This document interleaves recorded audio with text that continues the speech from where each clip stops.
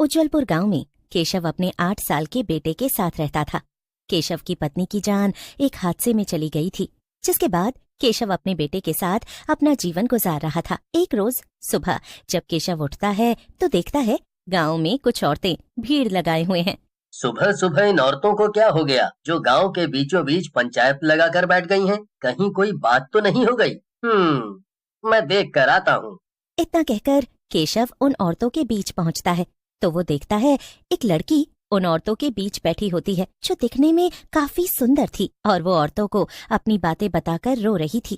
कोई बात नहीं, जिसका कोई नहीं होता उसका ऊपर वाला होता है। तू चिंता न कर, तू इस गांव में जब तक चाहे तब तक रह सकती है। हाँ हाँ बिटिया, तू चिंता न कर, ये गांव और गांव के लोग सब अच्छे हैं, तुझे किसी चीज की दिक्कत नहीं होगी। और रोना बंद कर, इतने सुंदर चेहरे पर जरा देख तो, इन आंसुओं को जरा भी अच्छे नहीं लग रहे हैं। फुलवा काकी की बात सुनकर वो लड़की मुस्कुरा देती है। जब वो मुस्कुराती है तो केशव बस उसकी तरफ देखता ही रह जाता है। तभी केशव की पड़ोसन उसे टोकते हुए कहती है, अरे ओ केशव, औरतों के बीच तू क्या करने आया है? तुझे औरतों की बातें सुनने में बड़ा मजा आ रहा है।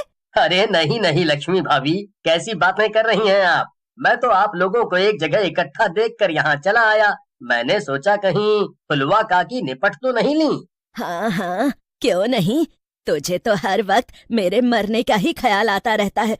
अरे मरे मेरे दुश्मन, अभी मेरी उम्र ही क्या है? हाँ, अभी तो मैं बस 70 साल की हुई हूँ। हाँ हाँ, आप तो पूरे गांव को मार कर ही मरेंगी। फुलवा की बातें सुनकर सब हंसने लगते हैं और वो लड़की भी मुस्कुरा देती है। अब केशव अपनी पड़ोसन से उस लड़की के बारे में पूछता है। कोई दिक्कत नहीं है, बस इसका पति इसे मारता पीटता था और ये बेचारी कमाने खाने के लिए सोशल मीडिया पर रील्स बनाती थी। इस वजह से कल रात इसके पति ने इसे मारकर घर से निकाल दिया। क्या रील? अरे बाप रे! केशव को वो अनजान लड़की काफी पसंद आती है। वो लड़की भी केशव को ही देख रही थी।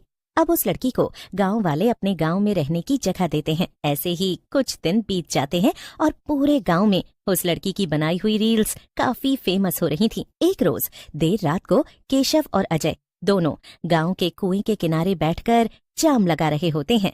आज मेरी माया जिंदा होती तो सब कुछ ठीक होता। मुझे अपने बेटे की इतनी चिंता भी नहीं होती। उसे देखता हूँ तो मुझे बस माया की ही याद आती है। देख, उस दिन जो कुछ भी हुआ उसमें तेरी गलती बिल्कुल भी नहीं थी। तू चिंता ना कर, भाभी जहाँ कहीं होंगी तुझे देख रही होंगी और उन्हें अपने पति पर गर्व होगा कि वो अपने साथ साथ अपने बेटे को भी संभाल रहा है। वैसे रील से याद आया, वो जो लड़की आई है वो भी तो रील बनाती है ना? अजय, मैं तुझे अपने दिल की बात बता रहा हूँ, मुझे वो लड़की पसंद है। क्या बात है केशव भाई, चलो अच्छा है, देर से ही सही आपको कोई पसंद तो आया। आप कहो तो बातचीत आगे बढ़ाता हूँ। नहीं नहीं, जब तक वो मुझे पसंद नहीं करती मैं उससे जबरदस्ती शादी भी नहीं करना चाहता। लेकिन मुझे उसमें मेरी माया नजर आती है। उसका नाचना, उसका औरतों के साथ बात करना, उसका गांव में बच्चों के साथ औरतों के साथ रील बनाना। मैं समझ सकता हूँ। वैसे भी उसे यहाँ रहते हुए 1 महीने से ज्यादा हो चुका है। उसका पति ना तो उसके बारे में जानने आया आज तक और ना ही उसकी खोजबीन की। इसका मतलब अब वो पूरी तरह से अकेली है। अजय अब केशव और उस लड़की जिसका नाम मुस्कान था उसके बारे में फुलवा काकी से बात करता है, जो चलता फिरता गांव का न्यूज चैनल थी। और जब फुलवा को केशव के मन की बात पता चलती है तो वो बात फुलवा काकी सारे गांव को बता देती है और गांव की कुछ औरतें भी इस बात से सहमत होती हैं कि दोनों की शादी कर दी जाए और देखते ही देखते दोनों की शादी भी हो जाती है। मुझे आपसे ये पूछना था कि आपको मेरा नाचना, गाना, रील बनाना पसंद तो है ना? अगर आपको अच्छा नहीं लगता तो मैं ये सब छोड़ दूंगी सिर्फ आपके लिए। पहले तो मुझे लगा था कि मैं तुम्हें ये सब करने से रोक दूं, लेकिन जब तुम मेरे लिए सब कुछ छोड़ने के लिए तैयार हो तो मेरा मन भी यही कह रहा है कि नहीं, तुम्हारा जो दिल चाहे करो, लेकिन अपने घर और गांव की औरतों के बीच कहीं बाहर मत। मुस्कान और केशव की शादी हो चुकी थी। मुस्कान अब भी रील बनाना नहीं छोड़ती है। वो गांव की औरतों के साथ एक रोज रील बना रही होती है। अरे मुस्कान, सुन, मुझे ना वो वाला गाना बहुत पसंद है। मेरा दिल जिस दिल पे फिदा है वो दिल रुबा है, एक दिल रुबा है। और मुझे तो ये वाला गाना बहुत अच्छा लगता है, गुलाबी आंखें जो तेरी देखी, दीवाना ये दिल हो गया। ठीक है, हम इन दोनों गानों पर पहले रील बना लेते हैं, उसके बाद अपलोड करेंगे और देखना इस बार तो मिलियन में व्यूज आकर ही रहेंगे। लक्ष्मी और मुस्कान अधिकतर समय एक साथ रहते और रील्स बना बनाकर अपने सोशल मीडिया अकाउंट पर डाल रहे थे। कुछ दिनों बाद ही मुस्कान को उन रील्स से पैसे भी मिलने लगते हैं, जिससे वो गांव के लोगों की मदद करती है। मुझे बहुत अच्छा लग रहा है कि तू सोशल मीडिया पर खुद की वीडियो, हमारी वीडियो डालकर जो कुछ पैसा कमाती है उससे अपना घर तो चलाती ही है, साथ में हमारे घर की जरूरतों को और बाकी गांव के लोगों की जरूरतों को भी पूरा कर रही है। गांव में सब कुछ अच्छा चल रहा था।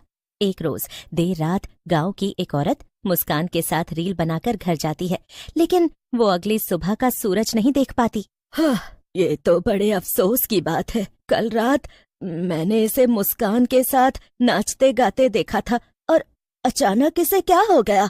ये तो मुझे भी नहीं पता कि इसे अचानक क्या हो गया। मेरे साथ नाचती गाती और रील बनाती थी, देखो आज इसके साथ क्या हो गया है। उस औरत के मरने के बाद ही अब गांव में हर रोज कोई न कोई मरने लगा था। किसी को कुछ भी समझ नहीं आ रहा था कि आखिर ये सब मौतें कैसे और क्यों हो रही हैं। जहां एक तरफ पूरा गांव खुशी खुशी अपना जीवन व्यतीत कर रहा था, वहीं अचानक से गांव के लोगों के बीच दहशत फैल जाती है। ऐसे ही समय बीत रहा था और लगभग 2-4 दिनों तक गांव में किसी तरह की हलचल नहीं होती। कहने का मतलब किसी की मौत नहीं होती। और ठीक 1 सप्ताह बाद फुलवा काकी के मरने की खबर आती है, जिससे गांव वाले सहम जाते हैं। पूरा गांव एक बार जहां इस बात से संतुष्ट हो गया था कि सब कुछ ठीक हो रहा है, वहीं फुलवा काकी की मौत से एक बार फिर गांव वाले सहम जाते हैं। लेकिन फुलवा काकी की मौत के 2 दिन बाद लोगों के फोन में ऐसा वीडियो आता है जिससे गांव के लोग हैरान थे। उनके पैरों तले जमीन खिसक गई थी। अरे बाप रे, चिंटू के पापा, ये सब क्या है? मुस्कान के इंस्टाग्राम आईडी पर ये सब वीडियो किसने डाली है? तभी लक्ष्मी के यहाँ गांव के और लोग आते हैं और वो भी लक्ष्मी को और उसके परिवार को वही वीडियो दिखाते हैं, जिसे देखने के बाद सारा गांव केशव और मुस्कान के घर के बाहर था। और जब केशव घर के बाहर आता है तो वो गांव के लोगों को इकट्ठा देख और उनके चेहरे पर गुस्सा देख कुछ समझ नहीं पाता। मुझे ये तो बिल्कुल भी नहीं पता था कि ऐसा कुछ है। केशव, अगर तुझे ये सब पता था तो तूने हम लोगों को बताया क्यों नहीं? इतनी रात गए यहाँ इकट्ठा होकर इतने गुस्से में हमारे घर के बाहर हमसे ऐसी बातें कर रहे हैं जो मुझे तो बिल्कुल समझ नहीं आ रहा। मुझे कोई समझाएगा यहाँ क्या हो रहा है? केशव गांव वालों से ये कह ही रहा था कि तभी माया, जो कि असल में इंसान नहीं बल्कि चुड़ैल थी, वो अपने असली रूप में आ जाती है और जोर जोर से हंसने लगती है। इसका मतलब है गांव वालों को मेरी असलियत का पता चल ही गया। चलो अच्छा है, देर से ही सही, लेकिन तुम लोगों को मेरे बारे में पता तो चला। तभी अजय केशव को रील दिखाता है जिसमें माया चुड़ैल का रूप धारण करके गांव के लोगों के साथ पहले रील बनाती है और उसके बाद उन्हें मार डालती है। और ये सारी वीडियो केशव के बेटे गोलू ने अपलोड की थी। मैं यहाँ तुमसे और गांव के लोगों से अपना बदला लेने आई हूँ। अब तक तो मैंने गांव के आधे लोगों को मार दिया है और मेरा मकसद तुम्हें भी मारना है।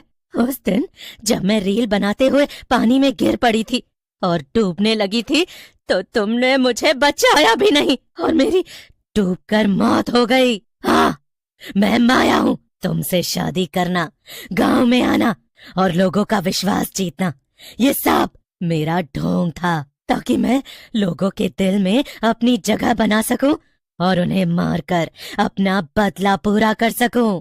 केशव फूट फूट कर रोने लगता है और केशव का बेटा केशव को गले लगा लेता है। तभी बाप बेटे को रोता हुआ देखकर चुड़ैल की आंखों में आंसू आ जाते हैं और ममता के ये आंसू उसके शरीर को जलाकर भस्म करने लगते हैं। चुड़ैल ये कहते कहते मुक्ति पा चुकी थी, लेकिन केशव गांव के लोगों से माफी मांगकर अपने बेटे के साथ गांव छोड़कर चला जाता है, क्योंकि अब वो गांव में किसी से भी नजरें नहीं मिला पा रहा था।